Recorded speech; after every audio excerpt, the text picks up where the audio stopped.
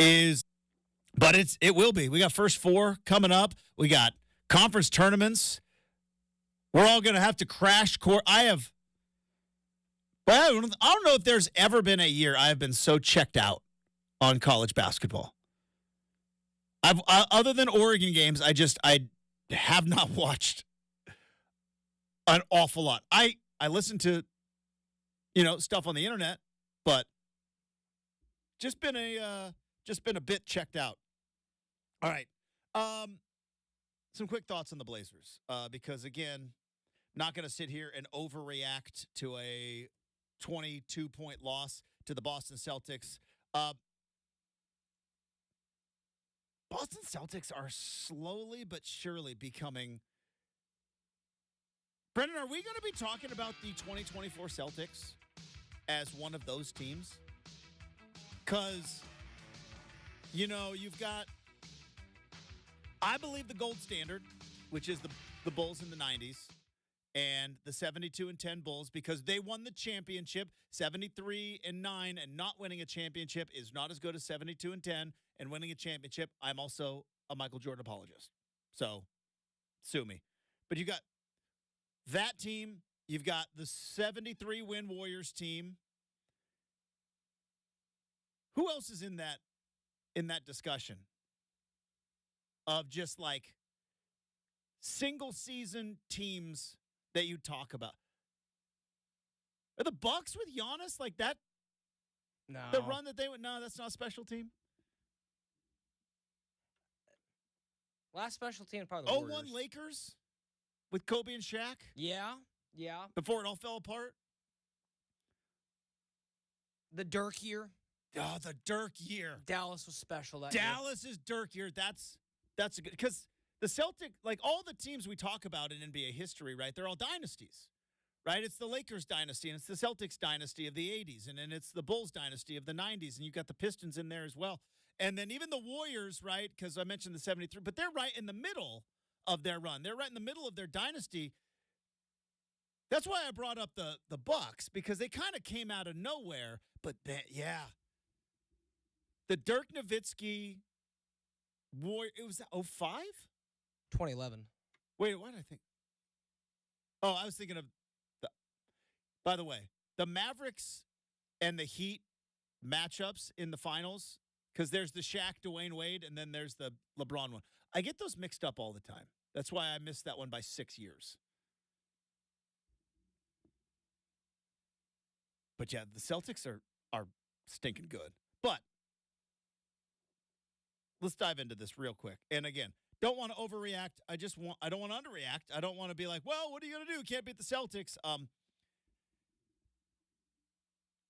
I don't know the circumstances around all of this, because there's injuries, there is motivation, there is the obvious benefit to losing games, a.k.a. tanking.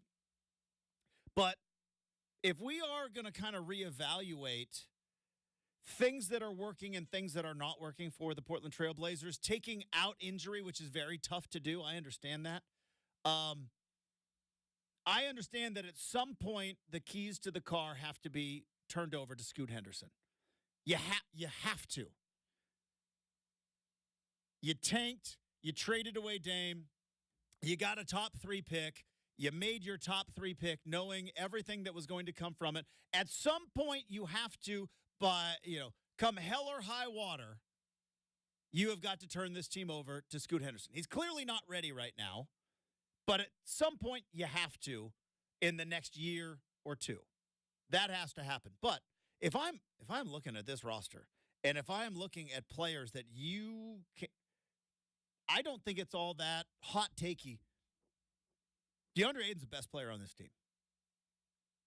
Since he's come back from the injury, since he had the embarrassment of the snow thing, and was it Chandler Parsons the one that called him out? Since Chandler Parsons has called him out, DeAndre Ayton has been, and when he's been healthy, again, he's been kind of playing out of his mind. His last 5 games, he's at 22-15. This season, he is at what? He's at 14-10, but the last 5 games he's been at 22-15. And really the second half of the season since coming back from that injury, you watch these games and it's like, who am I comfortable with the ball in their hand? DeAndre Ayton. Anthony Simons is in there as well, but we already know kind of what you have with Anthony Simons, and call me crazy. I think Ayton's better. I think DeAndre Ayton is something, if you can keep him healthy and you can keep him invested, which is tough to do. And this is not a criticism. When I talk about players being invested, this is the problem with tanking, and this is the problem with kind of rebuilding, is all these players talk. All these players are on social media. They all go on each other's podcasts. I know it because we advertise for every single one of them. Do we got another player podcast, by the way, popping up? Can we put a pause on the NBA player podcast? It was fun for a minute. Now it's like, all right. But neither here nor there. But I think in terms of younger players, 27 and under, players 27 and under in the NBA, patience is at an all-time low. And to me, I think it's a generational thing. You knew back in the 90s and even into the 2000s that, at some point, maybe you're going to have to come in as a rookie, or you're going to have to come in to an organization and you're going to have to build something. And it was Jordan came in. The Bulls were terrible when they got Jordan. That's usually why you were on teams. If you were a talented rookie, you were drafted high because the team stinks. And you knew, like, hey, we're going to have to build this. Over the years, technology and generational changes have brought the patience level for players down to a minuscule. And I think we saw that years ago with Anthony Davis. I know we're back having an Anthony Davis discussion, but I think that was kind of the beginning of it. Anthony Davis had no patience. Now, maybe he also had no faith, but he had no patience in New Orleans to build around him and to build a winner. And he said, nope, I'm out. I've done this long enough. I've waited around long enough. I'm going to L.A. And I think that's the tough part, is the thing that I keep talking about over and over again, which is paper and people, right? There is the paper, which is, yeah, you tank away a couple of seasons, you stockpile some picks, you get some bad contracts off the books, you get some young guys that could maybe develop, right? That's all well and good. But, Brenden, how long do you have, like, DeAndre Ayton being patient, sitting around going, like, guys, I'm a 22-15 guy. I know what my worth is. I know that there are other teams that could use me. There are other teams that are going to be in the playoffs coming up. I was in the finals 2 years ago. You know what I mean? Yes and no. I was there. At the same token, I don't know if there's going to be in 2 years a line of people to pay DeAndre Ayton more than he's making right now. But that's the paper part of it, which I agree with. But the people part of it is all these players talk, and they all understand everything that's going on. And the reason I bring it up is, does DeAndre Ayton have the patience to ride out whatever the Blazers are building? Because if he does, I think he would succeed massively here. I really do. I think the fan base will love him. He is more talented than Nurk was. Think about what we've got a thing, YouTube. It's been changed to Burke Fever. But, Brenden, remember Nurk Fever? DeAndre Ayton's so much better than Nurkic. I know. Yeah, it's so much better than Nurkic. But it was like, hey, there's a competent big man that doesn't either A, get hurt or foul out of every game. And then he ultimately got hurt and fouled out of every game. But for a while there, it felt. But you got to have the patience to kind of ride it out. And I think that's tough in today's NBA. Because if you're DeAndre Ayton, you're like, all right, I came here. Clearly, young team. We're trying to build, battling through some injuries. But I don't think it's just DeAndre Ayton. I think it's a thing with the entire league, where if you are a player on a team that isn't very good, but you feel like you are not being valued, or you feel like that's when you see the trade request pop in. That's when you see the disgruntlement. And I don't think it is a personality trait. I think it's a generational thing. I'm talking to all the, hey, you need to come play for us. How many times do we hear about these guys texting each other, DMing, hey, you need to come play for us. You need to come play for us. Whereas you knew back in the day, like 15 years ago, that just wasn't a possibility. Now it is. And it's like, how much longer are they going to remain patient? All I know is I like this DeAndre Ayton. You can build around this guy. This guy is a capable, legitimate basketball player. I don't know how many other guys on this team you could say that about right now, this particular time. But injuries. I got it. Injuries. All right. Coming up, we got Make or Miss. You also get off my lawn. More of hour number 2 of Rip City Mornings. Next, 620 Rip City Radio.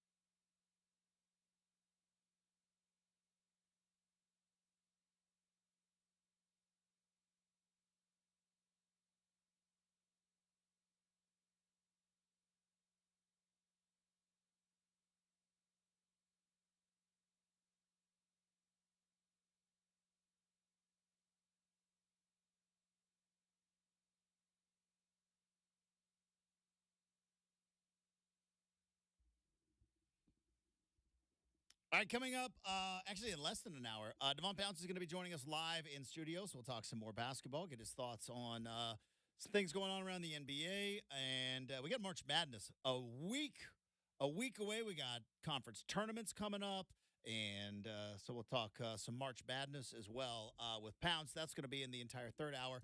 It is Tuesday. It is time to get off my lawn. Well, not now. It will be time to get off my lawn in about 20 minutes, and we talk about, Brenden, how we are statistically on that particular Tuesday. It's the grumpiest day of the week. And I've thrown in other times where maybe it's the grumpiest time of the year. We may have another candidate because of this whole spring forward thing, because everybody is tired, which is fine. I'll suck it up and I'll be tired for about a week and a half. Let's never change the clocks ever again. But I may have a spring forward get off my lawn coming up. I actually had this conversation with, at the store yesterday, and I was checking out, and I was actually telling people I really wasn't all that affected by it, the time change. Kind of the first time I can remember not being exhausted by it. So go figure. You have conversations with people at the store? I do. At the grocery store? Depends on if they're nice to me. Most people at the grocery store are incredibly pleasant. I've every once in a while you get somebody that clearly isn't all that stoked to be there. I mean, who knows what was going on with their day? But every once in a while. But when I go by myself. Okay, let me ask you this: make or miss. Because when you grocery shop by yourself. And you were there, and I don't know how much stuff you buy. I buy lots of stuff. I go to the grocery store once a week, and I buy all the stuff for the week. Do you go to the end and start bagging up your stuff as the checker is checking through and then come back and pay? Or do you wait till everything is scanned through, pay, and then go bag at the end? I haven't gone to a checker at the store. Typically, well, who are you talking to then? So typically self-checkout. So you're talking to you talk to the self-checkout guy? Well, no, like yesterday. I said it was I think it was inside the gas station. So, yeah. Got it. So this was not a grocery store. No, what'd you get at the gas station? Had to go in and pay for gas. Did you get a Coke Zero? Did you get a peanut butter cup? No. You got a candy, didn't you? No. Which is fine. No. But yeah. Did you get a soda? Yeah. What'd you get? Dr. Pepper. So but yeah, no, I just had to OG Dr. Pepper or Diet? Oh gosh, Diet Dr. Pepper is an abomination. You flip back and forth those, because sometimes you'll drink the Coke Zero. Are you off of it? Are you on the full? No, you specifically said Diet Dr. Pepper, which it tastes more like regular Dr. Pepper. Which doesn't deserve to be created. It should just be removed from the universe. Other diet, it is by far and away the worst diet soda. It's not even close. I would disagree, but that's okay. But yeah, everybody's palates are the. But long story short, I will say though, can I tell you how jealous I am? I'm envious. It has been over a decade, maybe 2 decades, since I have had an ice cold OG Dr. Pepper. How'd it taste? Did it hit in just the right spot? I love Dr. Pepper so much. Again, as somebody who has my number one. It's my number one. Like if a genie popped out of the bottle and it said, Justin, you could pick one soda and you could drink that soda and it would be so healthy, it would not. I would be like, give me Dr. Pepper then. Give me it for the rest of my life. Give me a Dr. Pepper. It's me and Forrest Gump. I'd had about 15 Dr. Peppers. He wasn't even hungry. He's just thirsty. He's just thirsty, and they were free. I must have had me about 15 Dr. Peppers. That scene hits so close to home because I ultimately, so did you, got into an industry where I don't know what it's like at Reese's anymore, but it used to be like press box unlimited soda. Yes. Well, not anymore at Reese's. There's a fountain at Autzen. There is a fountain at Autzen. I had it this year. It was fantastic. There's a cooler at then CenturyLink, now Lumen, that is just, and it's full. And I go full Forrest Gump when it's free and it's abundant. I could have 15 Coke Zeros if they're right there. See. But yeah, no, it's just. Did you go 20 ounce? 20 ounce? Yeah, it was just, again, like I said, I had to go inside when you have when you don't want like I said, when I fill up my car, I like to go inside because then you actually don't get like the blank charge on your, say you fill up your car and you just tap your card, it's going to do a full hold and say like, it's going to pre-authorize your card for $100 or whatever it is. Really? Yeah, like if you just go fill your car until that amount is finalized, that's why it's always better to go inside and pay for gas because it's an exact amount. And they know exactly how much it is.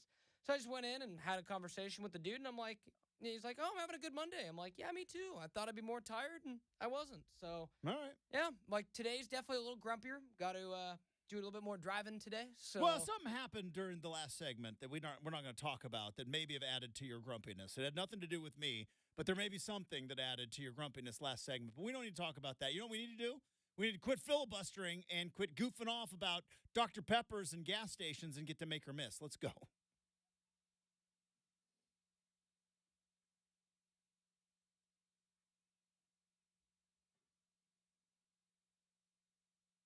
Here on RCM. I did hear this discussion somewhere on the internet yesterday. When you do go to the grocery store, do you take your cart after checkout? Do you take cart to car yes. and then cart to corral? Yes. Okay. Because I saw somebody was like, no, you leave your cart and then you take bags to car. And I'm like, no. You take cart to car. Yeah, cart to car. Bring the mountain to Muhammad. And I usually try to park nearest to the cart corral as I can for that exact reason. Now, Costco's tough because Costco is you get in where you fit in. Yeah. All right, you do that. But when I go to the grocery it was so packed. I went Friday after the show. It was absolutely wrecked. That is why I swear by going to Costco right after this show on Mondays, Tuesdays, and Wednesdays. Best time to shop. I went to Costco on Sunday, and now you make that face. But let me tell you, the spring forward actually I think helped me out. People weren't up and going, and I was in, and I was like, "This is the nicest Sunday Costco I've ever been to." That's a good point. Yeah. I hammer some rotisserie chicken on Sunday. Let me tell you. So you buy the rotisserie chicken, pull it, and then now you got salads and stuff. You got chicken for a week. So like we do the same thing, but the first meal is, tear apart the chicken, have, beans and stuffing and all that kind of stuff with it. My wife thinks I'm a barbarian because she likes to make salads, and so I'll pull the chicken, sure. the white meat and then I will then go ham on like the drumsticks, and I'm just sitting there eating a Costco rotisserie chicken carcass, and she looks at me, she's like, I can't even watch you. And she had to leave the room. You know that. She's like, you are a barbarian. I have to leave the room. I cannot watch you eat a whole half of it anyways. A whole rotisserie chicken. Costco has to lose money on those, right? I don't know. I know they lose money on the hot dogs. Yeah. But like for how cheap they're so good. Yeah. I mean, it's a lot of chicken for $4.99, dude. I'm just saying we got a lot But I just ate it off the carcass. Yeah. And I was called a barbarian. I'm just saying we might have some problems of, folks needing to, find the cheapest way to feed their family. Go to Costco Chickens, man. Costco Chickens. I don't know if there's a cheaper way to feed your family, Justin. I don't know if you could, quote unquote, eating at home. I don't think you could. I'm sure I don't have an economics degree, because you hear people on the internet all the time, because I don't do a lot of fast food, but I hear people on the internet are complaining that fast food is ridiculous now. That it's like a Mickey D's, like a quarter pounder with cheese meals, like through the roof. I don't know. You got to play the game now, which is like you have to. You got like coupon clip and stuff. Well, it's the apps. It's all the apps now. You have to play all their app games. So it's like, I know like what, and this is gonna sound silly, but just because I don't like to go out to eat anymore unless it's either breakfast, which is after this show, and generally cheaper. Go to Sherry's. Or, no, like fast food breakfast. Oh, gotcha. Yeah, like fast food breakfast is you going like to be... crush a Sherry's every once in a while, though. Yeah, if I'm not getting yelled at by people in Newburgh for having too loud of a conversation. You almost got kicked out of a Sherry's. Yeah, I'll hang on to that one for a while. Come in Thank hot. you, people. Yeah, like otherwise, though, like my rule of thumb, Justin, is like, yeah, say I'm hungry... I'd rather make something at home in the evenings or for lunchtime than go out to eat unless it's something I really want. Like, it's not worth it for me to go to McDonald's or Taco or any other fast food place because it's so expensive. Now, but so this is why I'm wondering, like, if fast food, like, how's Costco pull it off? Is it because I buy my vacuum cleaner there too? Margin and volume. They get all that stuff? Is it because they make me buy? They love your membership. 75 toilet rolls. They love toilet your paper membership. rolls. And I actually was, when I went to Costco. Because it seems like you could feed like an army on those chickens. Well, I mean, And they're good. They're making the premiums, Justin, off. What's your record for how many rosé bottles bought at Costco Well, at one time? look, you buy 12 at a time. It's easier to. That's what I'm saying, folks. But they're making the money off of you with the rosé. I bought 12. Yeah, I bought 12. It's still the funniest thing. Like, I picked up the thing, 12 bottles of wine. And dude was like, "Have you had this before?" And I'm like, "Dude, I'm buying 12." Yeah. Had it before. He's like, "Is it any good?" Yeah. And I'm like, it's "Again, no good, dude." Yeah, no. I'm buying 12 bottles. I think it's good. I mean, the same way that you buy the 12, same way that you stock up with that, like, when I go to Costco, it is mandatory because nowhere else in the world does a 36-pack of Coca-Cola exist but Costco. Yeah, I got you there. And Costco soda, man, it is a great price. And again, Justin, going back to our point the other day about name brand and how off-brand soda just hasn't figured it out. They haven't. Like, it's the only thing that Kirkland Signature hasn't cracked the code on yet. Or just anything, right? How come they haven't done that? How come Kirkland Signature hasn't cracked the code? Not Because even they cracked the code on everything else. Not even just Kirkland, but, like, obviously, I would say Kirkland's given up because Kirkland's, like, they don't even try with Kirkland soda. They don't even make Kirkland soda. So that's But they figured out Gatorade. They have. You ever seen the Kirkland Signature sports drink? Yep, That's Gatorade. It's close. Yeah, I've had red Gatorade and I've had Kirkland Signature red sports drink. It's the same. Yeah. I will die on that hill. It's the same stuff. So they cracked the code on Gatorade. And How come they can't crack the code on Dr. Pepper? It's not just them, but not to throw shade. Like, again, Winco, Is it that 23 flavors they can't figure out? The 20 or Coca-Cola, Pepsi. I mean, like, Winco is Shasta. Is Shasta Cola Coca-Cola? No. Is Shasta root beer Barks root beer? No. Is Shasta Dr. Shasta Dr. Pepper? No. And that's what I've said forever. Like, I think it's a. But that's what I'm wondering though, because like I don't think they can crack the code. Kirkland's got like you get the Kirkland Signature pretzel nuggets with the peanut butter inside. I love those. I like those are the same as the ones you buy. The other ones, they're the same. I hearken it, Justin, to like you can't. And again, even I think their quality has come down a little bit in recent years, but it's no different than how you can't ever recreate the Colonel's 11 herbs and spices. That's the same way that I look at soda. Is like it is corporate knowledge. Like you Google it, like four people know the recipe to Coca-Cola. Like, it makes sense because they like. You figure somebody at some point will crack that code. And I think it's either not enough like, again, we're not just being like, here's a blind amount of money to go figure out how to make it. I don't think anyone's been that silly when they're like, yeah, it's probably just cheaper to license. In an era where everything is leaked. I know, right? You know what I mean? Where is the Coca-Cola formula? How have they been able to keep, like, the recipe and it's like, I know we're in the middle of make or miss here, but, like, it's McDonald's fries. It's actual real Coca-Cola. What else is something that like just cannot be duplicated? Oh, man, that's a great question. Those two though, like think about the amount of French fries in the world. It's like, yeah, you can't get McDonald's fries.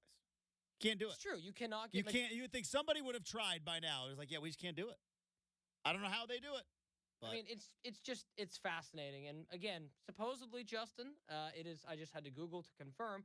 Supposedly, Coca-Cola keeps their formula in a legit vault. I've even seen the whole. This is how you make Chick-fil-A chicken at home, and like, secret but you sauce. can't get that Colonel Sanders. I know. That's why I said there's something about it, man. Something about it. All right. But nevertheless, let's get into make or miss. One make or miss. Let's go to this one because we didn't talk about it yesterday. Russell Wilson is a low-risk, high-reward move for the I almost said Seahawks. Wow. No. Or the Steelers. Slip of the tongue. Yeah, wow. Too many S's. It is on paper. There is, I don't know if it's I would say it's a moderate risk. Here's why it's a moderate risk. Mike Tomlin might get fired if this doesn't work. Like that's a real legit possibility that if this doesn't work, right, where do the Steelers go? Because Kenny Pickett's clearly not in their future, right? So, and if Russ comes in and does not work this year, what's work? Win a playoff game. Yeah, go to the playoffs. Not go to the playoffs. In Pittsburgh, I will say the standard right now for success versus failure right now is either A, win the division, which, good luck. That division is so good. Either win the division or win a playoff game. Haven't won a playoff game since Ben Roethlisberger, right? Haven't, like, that's the standard, is like you got to go to the playoffs and win a playoff game. And if that doesn't work, because it's a one-year deal, you're not going to extend Russ because you're not going to be able to afford him. You can afford him now at $1 million or whatever. You can't go back to Kenny Pickett, right?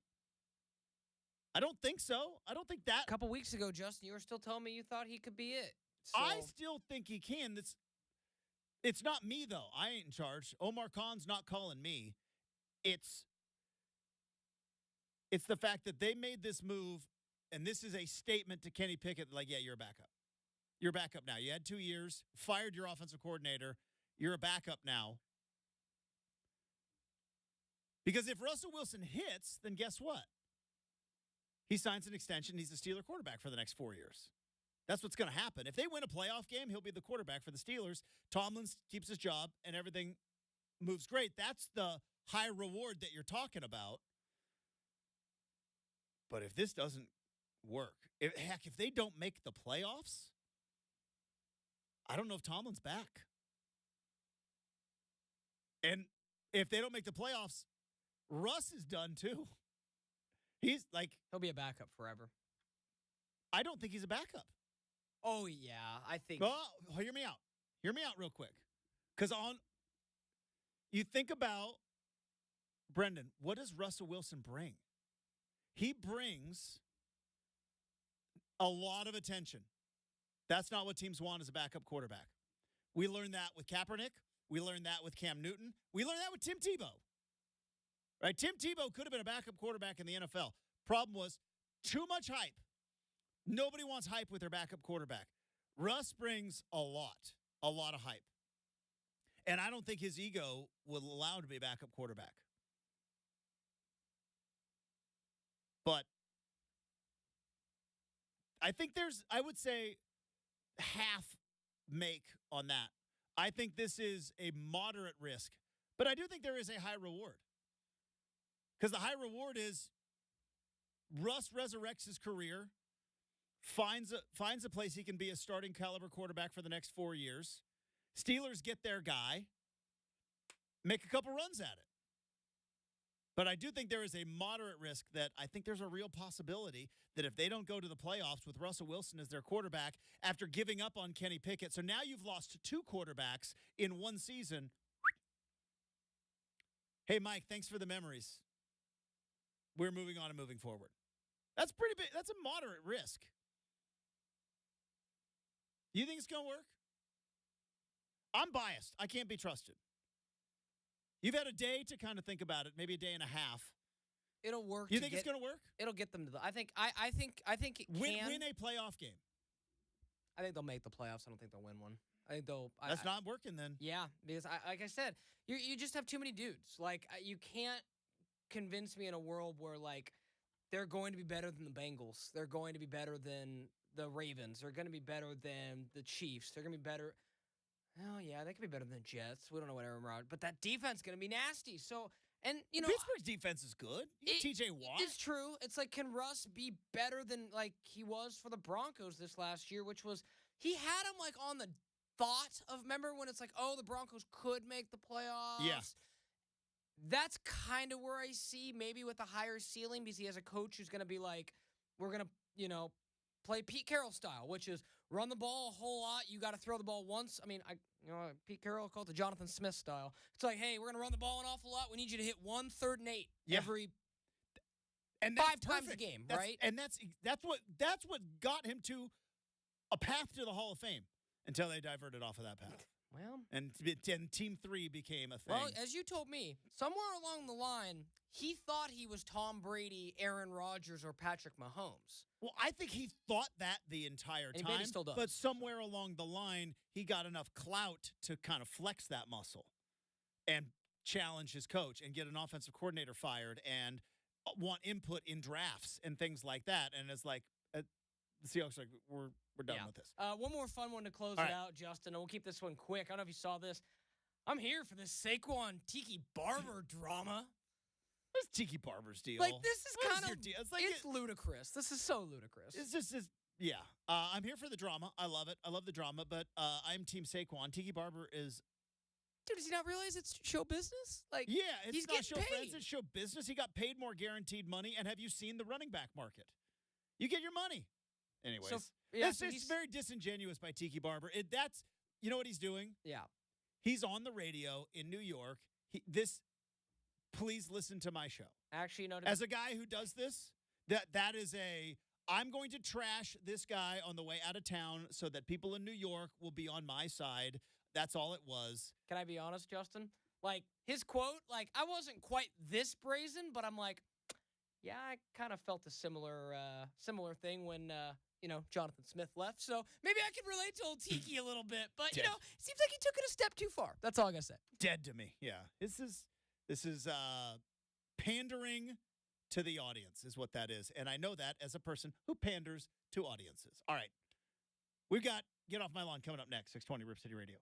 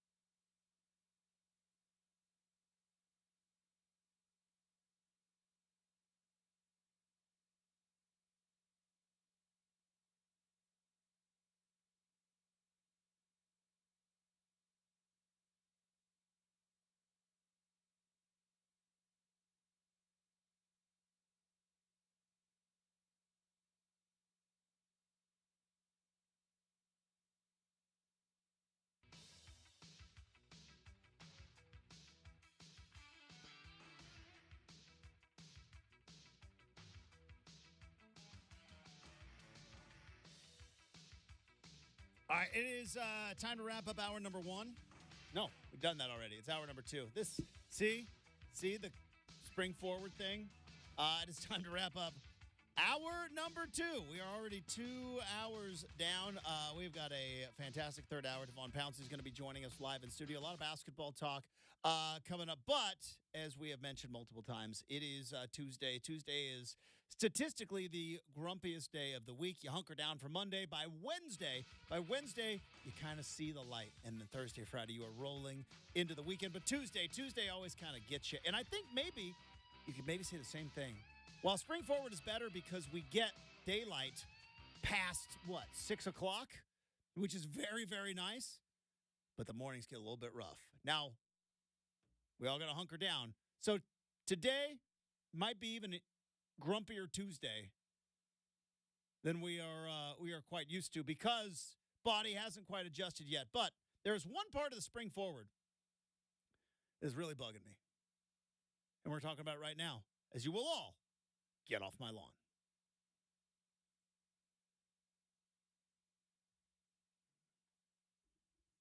Why are clocks so hard to change the times on? And you might be saying, Justin, what are you talking about? My phone reset automatically on spring forward. Yeah, I get it. So did my phone. So did my computer. So did my TV. You know what didn't? Microwave, oven, big. Now, the big clock in my house, that's easy. Because back in the day when they knew what they were doing, back when we were a serious country. Anyways, you know what you did on the clock? You go with the hand and you go, done. We fixed it. That's it. Just take it one step forward or one step back, whether you are springing forward or falling back. Now, on my microwave, I got to go through 17 different hoops just to be able to change the clock on my microwave. Now, I know my microwave was built post-iPhone. Now, I'm not saying I need a smart microwave at all. I actually don't want that. I don't need the microwave connected to the Wi-Fi or anything. But for crying out loud, what? Clock set. By the way, to microwave manufacturers, nobody wants the 24-hour clock, okay? All right, we're not in the Marines. Nobody is it wants 1600, right, on their microwave. So let's eliminate that. Let's not make that an option. But no, I got to go. Clock set. 12-hour or 24-hour? Okay, 12-hour because I don't know, I'm a normal human being. All right, set time. AM or PM? You're a microwave. Why do you need to know AM or PM? You're a microwave. I'm just reheating soup. I don't need you to know whether or not I'm having soup for breakfast or having soup for dinner and the difference between AM or PM. And then this is an actual true story. I went through all the clock settings, clock set, 12-hour, beep, beep, beep, AM or PM. And then I thought, well, if I just hit clock set again, that should lock it all into place, right?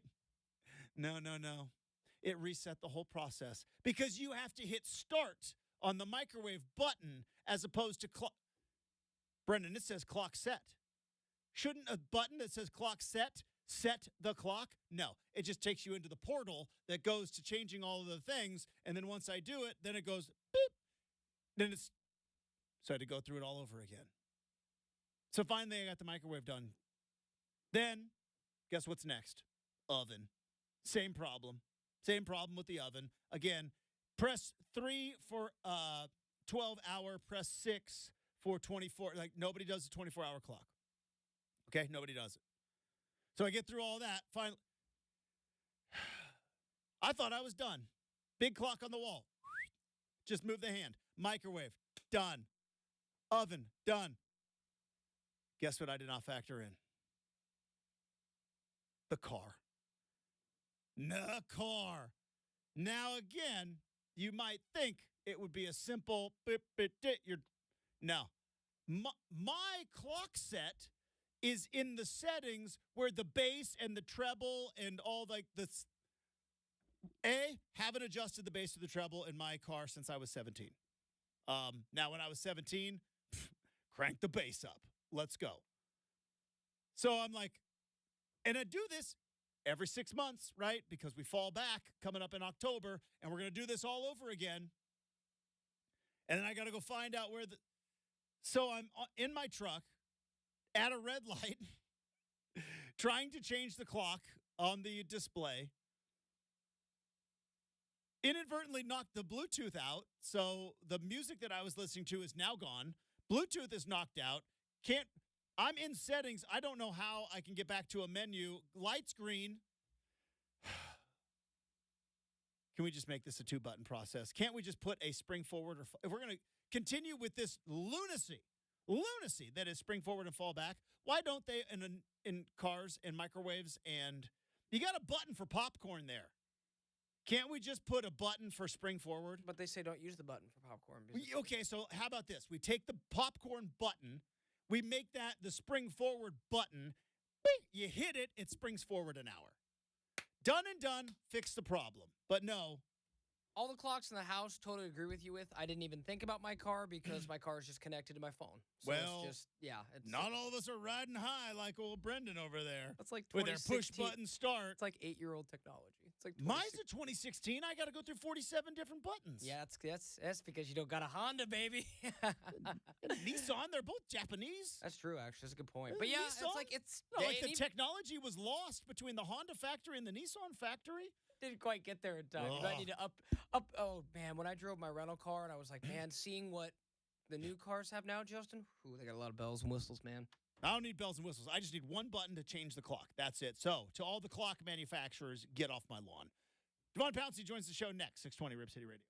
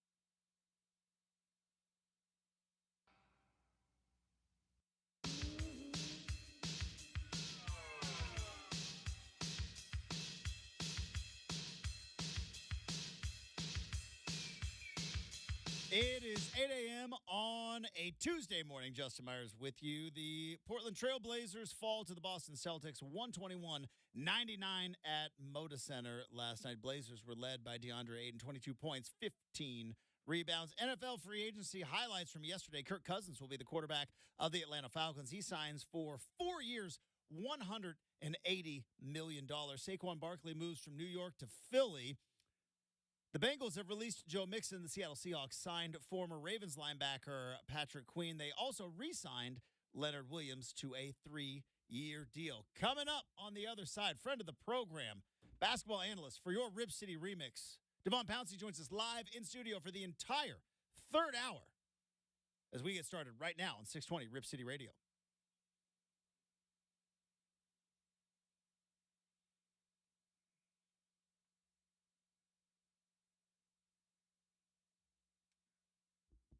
All right, welcome back to the big show. It is hour number 3.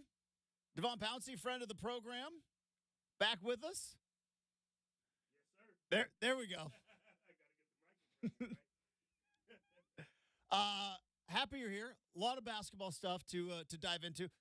We're a week away from the madness, Yeah. so I'm very excited about that. I'm more excited about the madness on the women's side than the men's side. You know, we were talking about this. I think we might have been talking about this last week because I have always I'm a bit of an old man yells at clouds sometimes, right? When it comes to college basketball, because I loved college basketball and not just watching Oregon and not just watching the Pac-12 but the Pac-10, but like all of college basketball. And I feel like a lot of different factors. I think one of which is the one and done rule. That is a good rule for the NBA, but it was a bad rule for college basketball.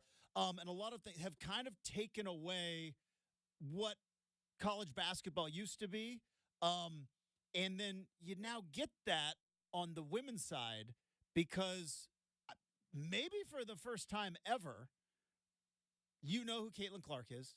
You know who Angel Reese is, right? Is it Juju Henderson? What? Yeah, she's good. But like, you know that she's going to be at USC for the next 3 years, right? Because she's freshman phenom. She's going to be at USC for the next 3 years. You knew about, if you were an average sports fan, you heard about Caitlin Clark last year, and then you had another year to like watch her break all the records this year. Angel Reese had maybe one of the biggest off seasons. She was in Sports Illustrated. She was like and then boom, they're. Yes, I definitely knew that. I'm sure you did. I definitely saw that. That's what I'm here for, man. That's what I'm here for, man. Season this thing up a little bit. Love it. But you know, there's villains. Kim Mulkey's kind of a bad guy, movie character bad guy, and there's characters. There's all and like.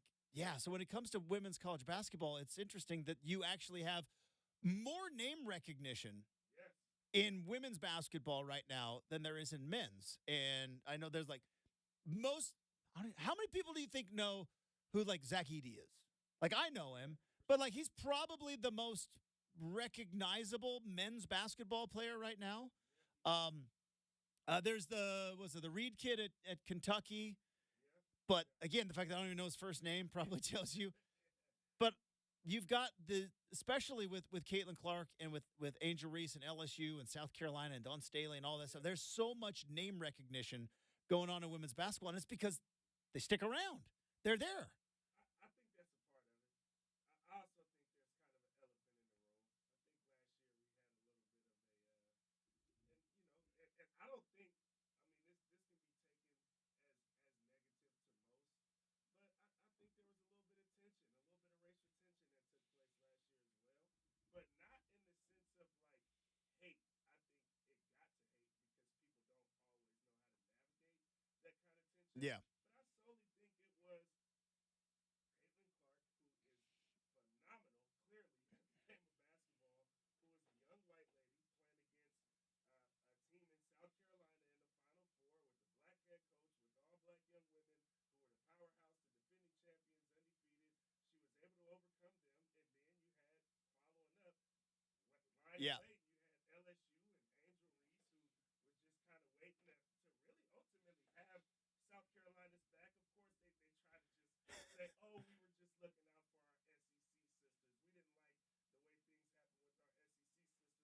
I didn't carry over till this last weekend. Yeah, but ultimately, what I think is like it's okay to like acknowledge that you want to see somebody that you identify with be successful without it having to turn into like hate. I Hmm. think because so many people were afraid to actually acknowledge that, Yeah. even though you can go to any sports bar in America that was watching that game and clearly see like all the white people were cheering for Caitlin Clark and all the black people were cheering for Don Staley and Angel Reese and like you could see it and people just would not acknowledge it. And it's like it's okay to acknowledge it. Like you don't have to look at it as, oh, I'm racist or I'm Yeah. this or I'm that. Like it's okay to acknowledge that, you see somebody that you identify with out there and they're killing it. Like Well, it's okay. here's what's interesting about that because, and I have these conversations all the time off the air with young Brenden, not about race relations, but about how things that are new. I'm like, we've seen this before. Yeah. This is tale as old as time, song as old as rhyme when it comes to basketball, and it's the it's the one thing, like you said, we don't really acknowledge it, but Pounce, this goes back to Hoosiers, right? Yeah. What was the theme of Hoosiers, right? It was the hard, scrappy, small town kids going up against the big city. Like, we have seen this story in basketball for 50 years. Burning magic. I mean, like Yeah. it's countless Yes. stories like this, and I just think that last year a lot of America just wasn't ready for what they didn't expect because it's women's college basketball that we kind of saw it in. And again, I think it's okay to just acknowledge that it helps kind of thicken the plot a little bit, and that's cool. I don't mean you got to hate each other. It's Hmm. cool that we kind of have a common place in sport or in basketball, women's basketball in this case, where we can kind of come together in that type of a way about something that we all love, rather than something that is happening to one group or another that seems hateful or spiteful. Like we actually all love this sport, which is why we're Yeah. all kind of gathering here, and it's just kind of the way things have happened. And so I hope everybody's ready for that to potentially happen here in the coming weeks, because last year I don't think we were ready for it. Well, I mean, it definitely got jump started this weekend with with LSU and South Carolina, Yeah, yeah, which for sure. which boy, when player's brother jumps over the that maybe that's when we need to Yeah, you gotta chill out a we little got you. But like it was it is interesting, like, and I fully support women's athletics, abs, but it is interesting, like, the different tacks like if you get into a scuffle in, like, like in a college basketball game. I've seen so many times, right? You get into a scuffle, a little shoving match, maybe even somebody goes down, and it's like, but this was like all of a sudden now this is huge news. Now part of it is because LSU's coach fanned the flames a little bit Yeah, for sure. because she is a bad guy. She is full on playing the role of a villain. She's playing the role of a bad guy. But I think part of it is what you said. There last year it was like it was a movie. It's a movie. It's a movie we've seen Yeah. so many times, Sure. which We is just haven't seen it maybe to that magnitude in that particular sport of college women's basketball. but the different, and we will see it in the men's side too. There will you kind of like Fairleigh Dickinson beat Purdue, right? The little guy, the small conference team going up against the team with all the money and all that stuff. There's that, but the thing is, this time with women's basketball, you might get a sequel, right? You might get you don't get that very often on the men's side. And I think that's why you see things like women's basketball is outrating men's college basketball regular season, because you're like, I want to watch Caitlin Clark. I want to watch Angel Reese. I want to watch, South Carolina LSU women's championship game of the SEC. Is must see TV, not for the fight, but just those are two teams that don't like each other, and we all knew they didn't like each other. So it is kind of fascinating, and I think one of the reasons is these players stick around. And at the women's side, they're making more NIL money in college than they're probably going to make in the WNBA. Some. Yeah, for sure. I mean, you definitely got some people that would try to refute that point. I recently saw Haley Jones come out and say it was Haley Jones and somebody else. They were doing like media day for the Athletes Unlimited League Mm-hmm. in the women's sports, and they were talking about how sort of a lot of those NIL deals carry over with For some, yeah. For some, but I don't know particularly if that's the case for all. And I definitely know that. And then there was somebody else who commented like, well, that's men creating that narrative, which I think that's not just men creating that narrative. That's also like players like Angel Reese who have come out and said, and there's players in college who are coming out and saying like, I'm making more money here and now than I would be had I been playing in the NBA Yeah. or in the WNBA, excuse me. So I do think that it's a narrative that the women have to kind of be careful of as well as they're trying to continue to grow the game and make the WNBA become the big league. But like, if there are women out there being transparent, saying, "Hey, I'm making a lot more money getting this NIL money in college, and I want to be a 6-year senior in college to keep making this money rather than go to the WNBA." Like somebody like a Caitlin Clark, yeah, her NIL deals will transfer over because it's Caitlin Clark. Yeah. Hers will, Sabrina's will, Angel Reese's will. Exactly. Yeah. But I don't think that's the case for everybody. So, yeah, I just think it's interesting that in this new kind of empowerment era with NIL in particular on the women's side of things, they got a narrative they got to try to control. They got to find their LeBron James over there on that side that can keep the narrative rocking. Well, here's the thing, and I've tried to explain this to the audience. I've tried to explain it to multiple people that like there is the clearly value for some players, right, at the highest level. But your value, and I'm not just talking women's basketball, I'm talking almost all of college sports. The value is the logo that's on your helmet, on your uniform, because it's so and so's alma mater, right? That's Old State. That's my alma mater. That's where I went to school, and that's where I care about funneling NIL money to it. And I think of it a lot like the Olympics, right? Olympics are going to be coming up this summer. We're going to care about swimming that we do not care about right now. And somebody, and it was like Michael Phelps pops to mind, but like Michael Phelps was on a Campbell Soup commercial. He's not on a Campbell Soup commercial in non-Olympic years because we care about America. We care about the flag. We care about the colors, all that. We don't care about swimming, but like take advantage of it. And I do think with women's basketball, you've got kind of a moment right now where there's probably a good chunk of, Iowa boosters who are like, yeah, let's keep writing checks. Let's keep and that's how you get I think a little NIL bump as opposed to I would say there's more fans of college basketball teams than there are fans of the New York Liberty. There just are. And that's where that financial narrative comes from. And then I also just think, in the WNBA's case, which is why I've been a huge advocate for expansion, you only got 12 teams. So Yeah. there's a lot of ground that NCAA women's college basketball is covering. And once you kind of start to cover more of that ground, I do think it'll help as the game continues to grow. These players continue to get better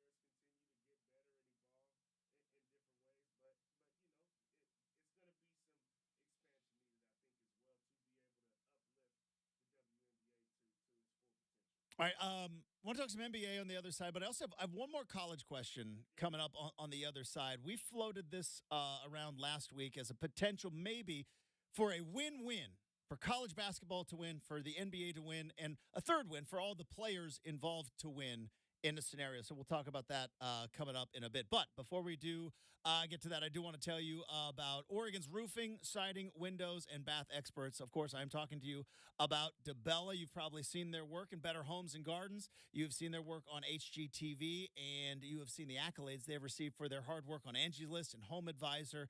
15,000 5-star reviews on Google for their unbelievable work. And right now you can take advantage of a financing opportunity. 0 down and no payments until 2025. That's on approved credit, but no money and nothing down until 2025. Meanwhile, your house is being upgraded with energy efficiency, so you are saving money on your bills. Plus, you can update your roof with solar shingles that not only could help you out with your energy bills, but you could receive federal or state incentives. DeBella has all the details. Their estimates are always free. They are convenient, and they are scheduled on a time that works for you.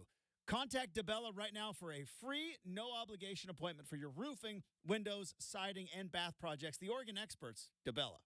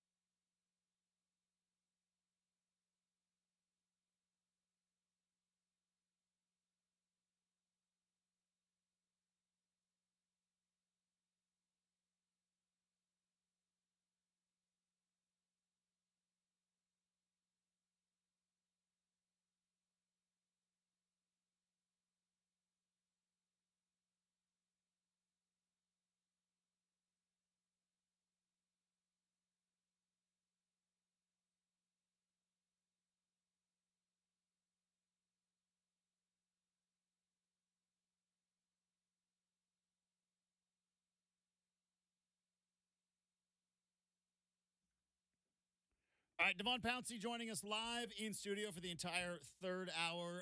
We're going to talk some NBA coming up in a minute, but we're talking college basketball. We're a week away from March Madness getting underway, and really this is kind of the week it all kind of gets going with the conference tournaments, and you're going to start see tickets punched and teams getting those automatic bids, and now you're going to see coaches start campaigning for their very mediocre teams to get into the tournament. Yeah, you're right about that. Like, oh, well, these kids deserve it. Like, you also could have won about 3 or 4 more games, but facts. Neither here nor there. But we're talking about the difference in how women's basketball, and it's not just a perception anymore. The numbers are in when you look at the TV ratings, and some of that is the Caitlin Clark factor in all of it. But you look at the TV ratings, and I've said it's because you know who these players are. You know from last year to this year, and in men's basketball, it just doesn't happen. So, what if the NCAA, and again, the NCAA's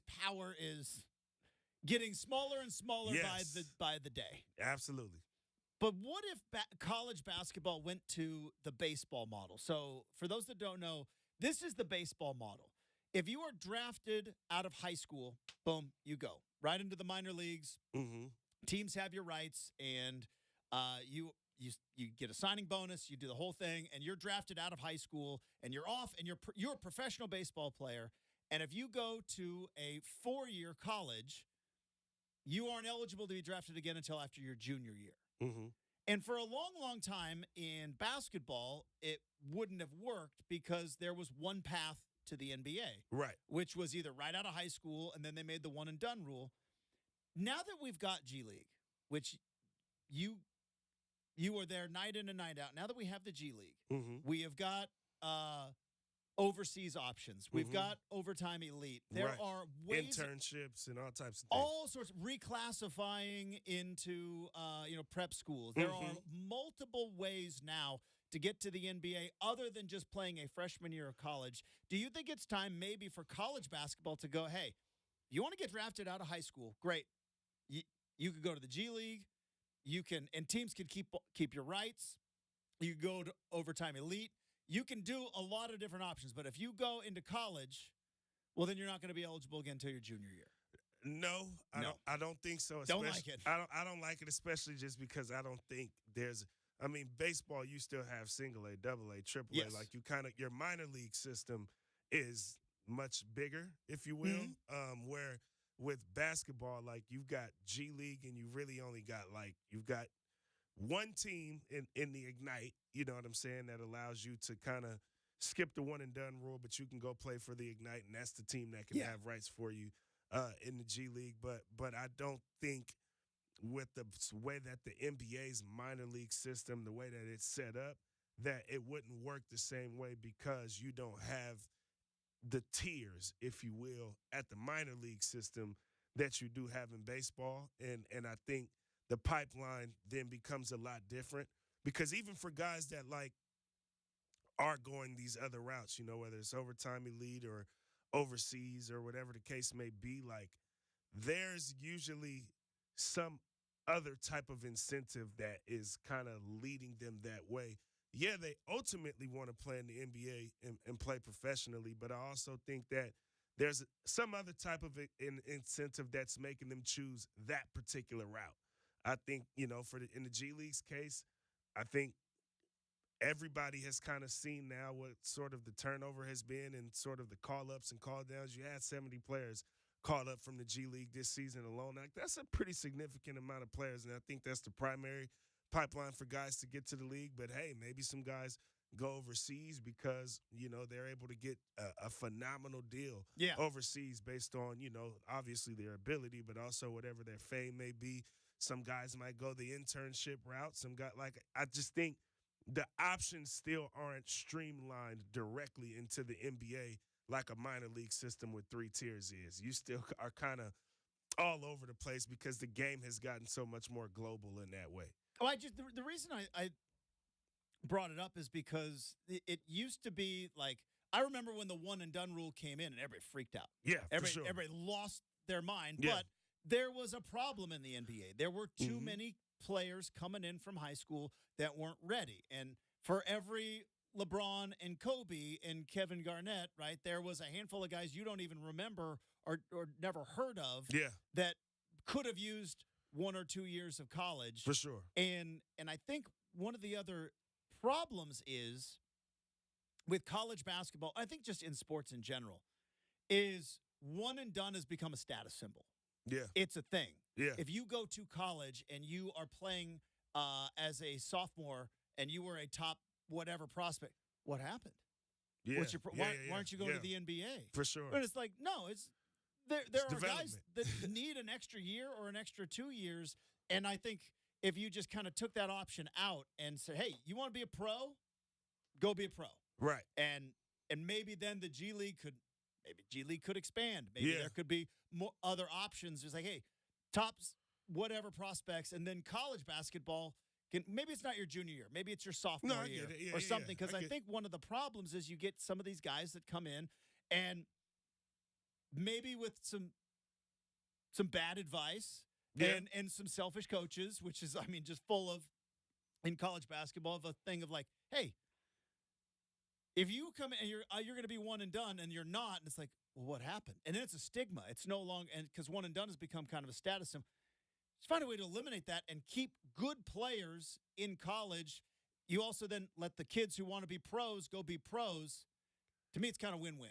No, I get it. Like I said, I get it, but I just think with the draft element in particular, especially like in baseball, like, hey, if you get drafted to the MLB, like, Yeah. again, I just think there's more options for guys to be able to, like, be a part of that pipeline and develop and work their way up where, you know, and like I said, solely because of the tier system alone, the single A, double A, triple A, where the NBA G League is like, we only got like it's like only having AAA, basically. You know what I'm saying? And so I think that just makes it that much harder, and that ultimately puts the players at a disadvantage that may be getting that bad advice or maybe getting advice to go play professionally and develop in that way where it's not even really enough slots up here for you anyway because, again, there's no tier system, and you're playing against not only – it's not a matter of playing against young guys – that are trying to get into the league that are really, really good, by the way.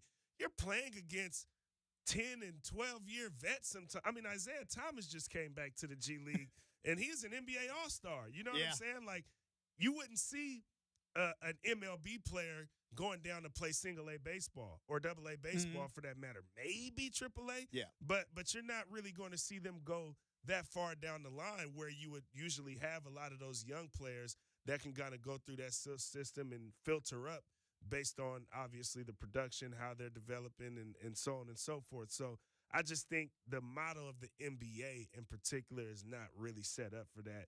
And that's still the league that all these guys want to go and ultimately play in. Devon Pouncey joining us here live in studio for the entire third hour. All right, Blazers lost to the Celtics last night. Let's talk. We talked about the Celtics a little bit, I think, last week, but we're going to talk about them again. I mentioned to Brenden earlier in the show, I don't want to put the cart before the horse, and obviously there's a lot of basketball and there's a lot of playoffs, but, like, is this Celtics team going to be one of these special teams we talk about? They've got the potential to. When you look at the way they are clearly separating themselves from the rest of the league right now. Now, again, that's regular season. For sure. You go second round exit, right?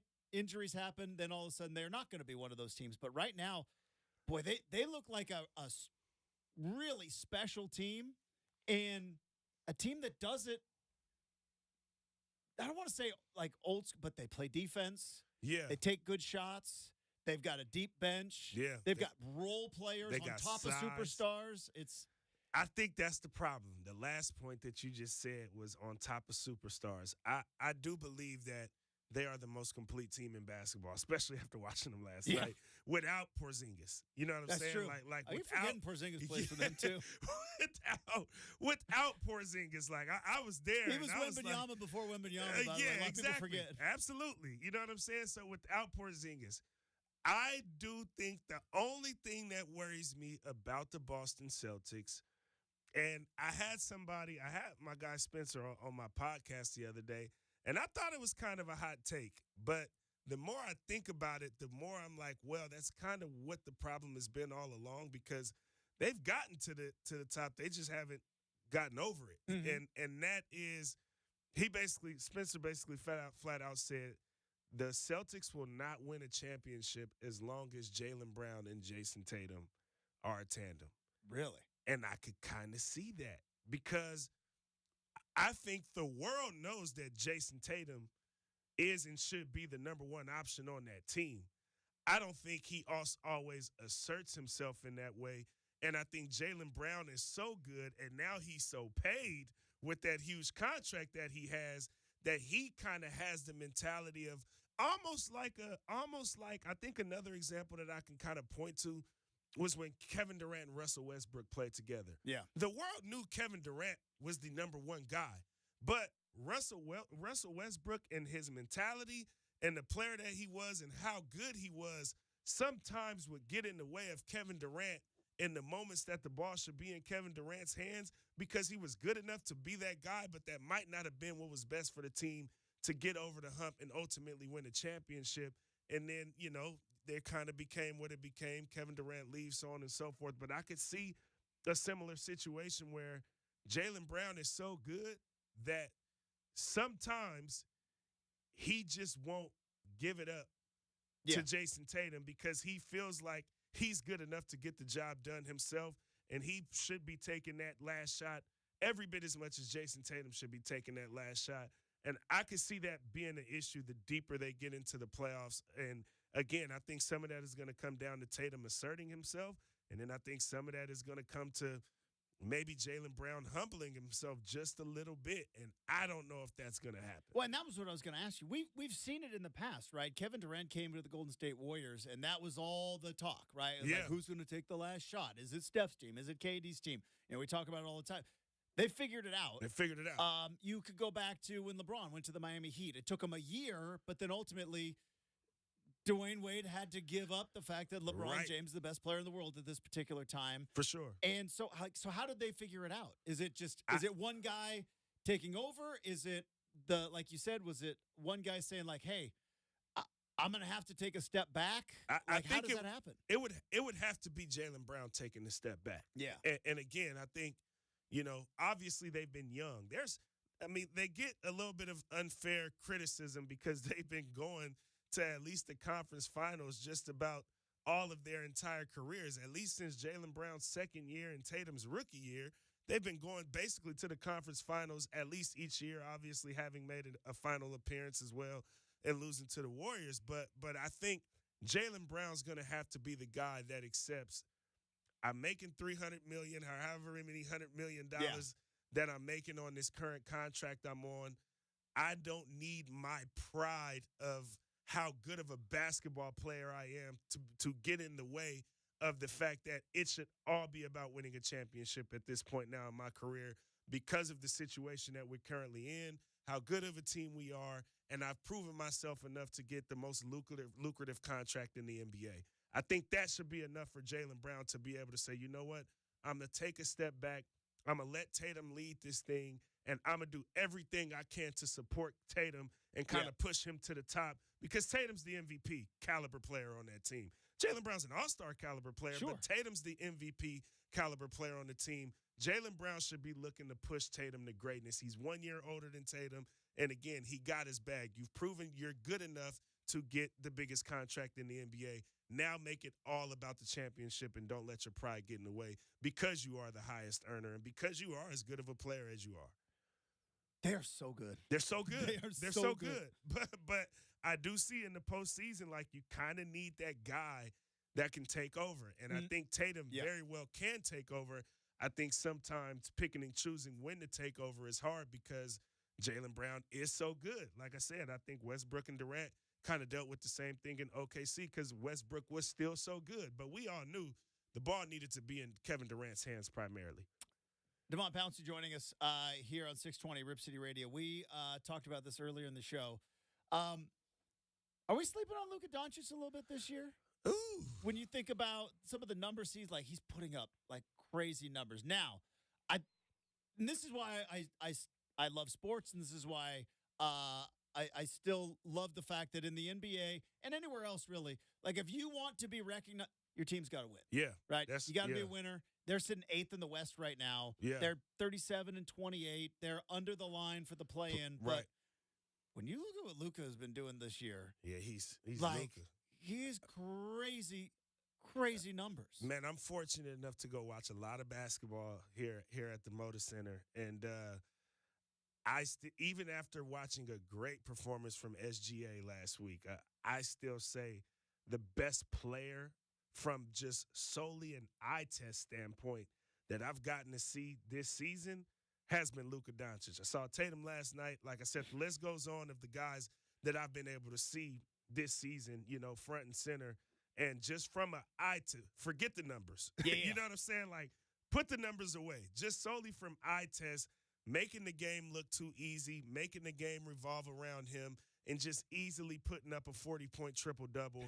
Luka Doncic has just been, off of a pure eye test, the best player I've seen in the league this season.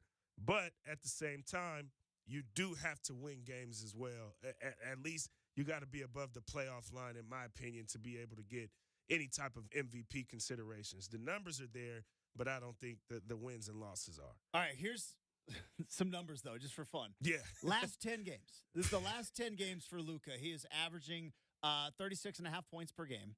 He is averaging 11.5 assists per game. He's averaging 10 boards per game. Yeah. 51% from the field, 40% from three in the last 10 games. He's like that. He's the best player in the league like right I said, now. I basically watched him put up those numbers in a single game when I got to see him this year. That's why I said, eye test wise, nobody better. Nobody in the league, I think, better than being able to just really sit down and watch Luka just break down. Although the Blazers, aren't at their best this year, like they're still an NBA team. And the way Luka was just able to break them down possession after possession after possession, it was almost like watching them in slow-mo. You know what I'm saying? Yeah. Like you were in an alternate universe, and it's like this dude is just doing some crazy stuff, and he's making it look way too easy for it to be nothing but grown men out there on the basketball court right now. Like I said, eye test-wise, he's the best player I've seen this season. He is so good. He's so good. He is, but he's got to win to be. But that's the thing. MVP They're sitting talks. 8th in the West right now, and you're coming off of a year where they tanked away the season last year. Right. They were like, hey, let's make a run at Wemby, right? And they brought in Kyrie, and it's still not quite clicked. We'll see in the postseason.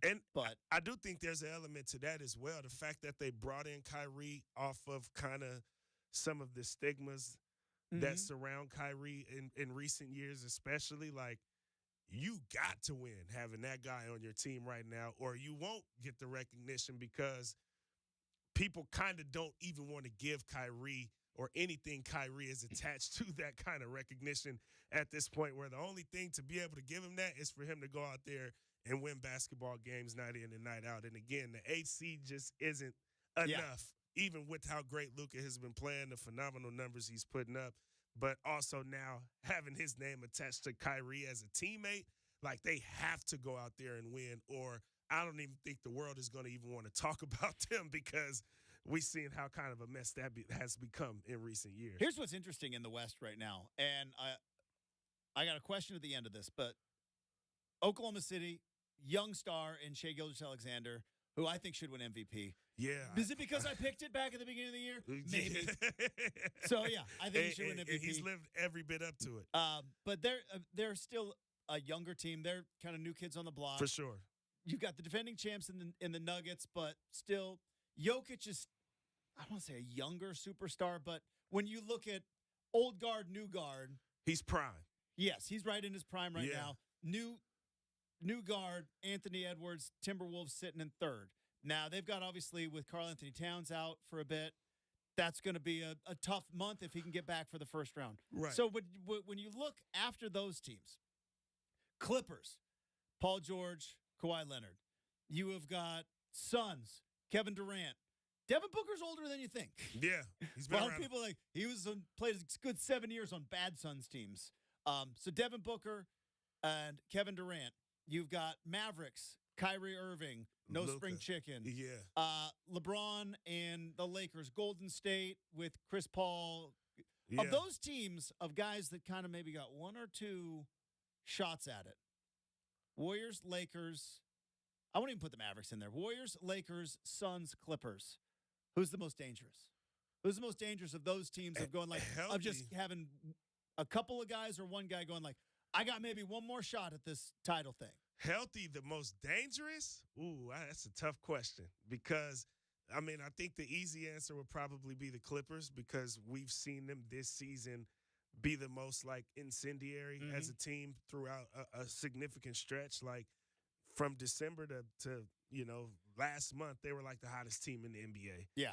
Things have kind of tapered off a little bit, but I think I'm still going to go with. I think I'm still gonna go with LeBron James and Anthony Davis. I know. I wanna say the Clippers is the easy answer because they've had that stretch, but I was just talking to my boy Spencer last night. We were on the phone and I told him that, obviously now that with the playing system you consider 10 teams that get postseason action. The bottom half of the Western Conference standings to me at large is more dangerous than the top half of the standings. Because it's full of champions and MVPs. Exactly. And guys that have been around the block. And guys are worried about who LeBron or Steph are going to potentially have to play as the 7 and 8 seed, if they're able to get in and having to play against OKC or, Minnesota. And I'm like, I think those guys are kind of salivating for that. You know what I mean? Denver's another conversation. But as far as anybody else in that top 5, like those guys would love to have that first round matchup in Steph Curry or LeBron James or even a Luka and Kyrie or a KD and Devin Booker, however things end up ultimately shaking out. But I still got to say, I think it's LeBron James and Anthony Davis, and a lot of that more depending on Anthony Davis. If Anthony Davis is playing like the Anthony Davis he can be, like there's only 2 big men in the league that's probably better than him, and there's only 1 big man in his conference that is better than him, and that's Joker. And obviously you would consider Embiid better than him as well, but Embiid's in the Eastern Conference. He's got his own fish to fry. I guess you could throw Giannis in there if you will, but still Eastern Conference, not too much worried about him. But Anthony Davis, I think, can be outside of Joker the most dominant player in the Western Conference, and then you tack on LeBron James, the veteran savvy they got over there. I still think the Lakers are the most dangerous. All right, we will be wrapping up the show. We've got a special Ebony and Ivory version of the RCM mailbag to wrap up the big Tuesday show next, 620 Rip City Radio.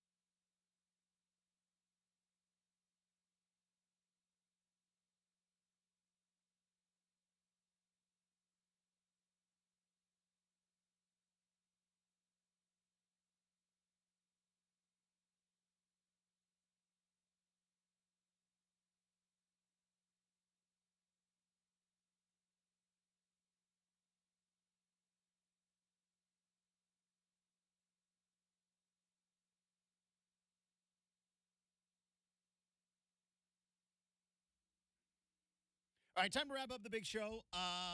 My good friend Devon Pouncey, basketball analyst for the Rip City Remix, but also my confidant in culture, joining That's right. us here. That's right.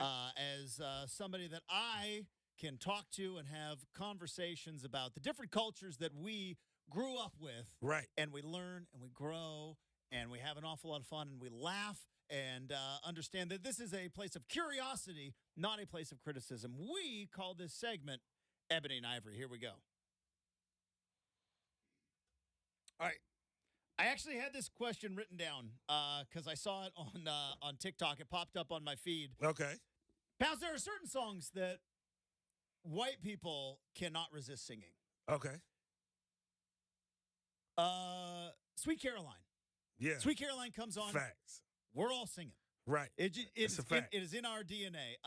Don't Stop Believing comes on. Yeah. White people are going to sing it. For sure. Is there a universal beat? Because those songs go beyond generation. Oh yeah. They go for years. Is there a song or multiple songs that if there is a gathering of you and yours and your culture, it pops on, everybody's singing? Oh yeah. You got, I mean, especially if you're taking it back, I mean, you got some Rick James, Mary Jane, you got what else you got?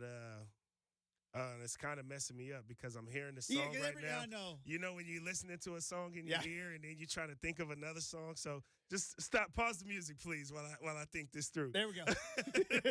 There we go. Let me see. You got like I said, I think Mary Jane, Rick James is one. I mean, you can go to all type of classic Michael Jackson hits. I think what else? What's another one that I'm thinking of here?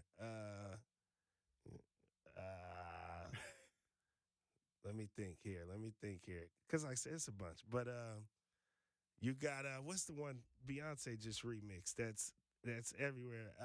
It's Frankie Beverly and Maze. God, I can't think of the name right now. But if the song comes on, if I felt like singing right now, I could start singing the lyrics off the top of my head. But yeah, I do think that we have like a lot of sort of like universal records that we all listen to. I've learned this too because you are a DJ. Yeah. Not only do you DJ out and about, but you DJ weddings. Yeah. And the dances and the songs. I mean, there's one person I can't really say that I definitely know is black. He makes black anthem music, but we kind of had to cancel him. And he used to be, the king of R&B, if you will. But you know, the guy that thought he could fly. Yeah, the guy that thought he could can't fly, man. But he's got Flew a whole too lot close to the sun. He's got a whole lot of those anthems. But yeah, no, I think we definitely got a lot of them.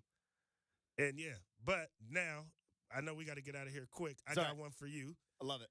And some weeks back, I asked you about like, do y'all have like play uncles or play cousins and play family members?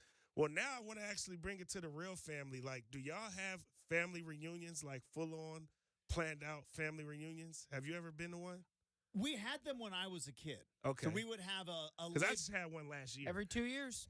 Every 2 years, there you go. Every 2 years. I haven't been in a minute, but the folks get together about every 2 years. So I haven't been in a minute, though. Yeah, when I was a kid, my dad's side of the family, we would come up here to Portland Labor Day weekend. Yeah. Every Labor Day weekend. And we go to my Uncle Fred's house, R.I.P. Uncle Fred. Yeah. But his name was Fred Myers, which is also hilarious because you would ask, where's Fred Myers? And then you're like, it's before the internet, trying to figure out where he would live or what his phone number was. But we would do that. Haven't done it as much. Yeah. Things happen. People just kind of separate. But yeah, it's been a minute since the Myers have got together. And I do remember now, it was Before I Let Go by Frankie Beverly and Maze. Okay. And Beyonce recently sampled that and Before has I kind Let of Go. resurfaced That it. comes up. Before I Let Go. Everybody's singing. We singing and we dancing. We doing our electric slide. Like that's one of those that everybody's getting up and getting on the dance floor for that one. There we go. Perfect way to wrap up the big show. Thanks to Pounce. Thanks to Brenden. Thanks to all of you. We'll talk to you tomorrow, 620 Rip City Radio.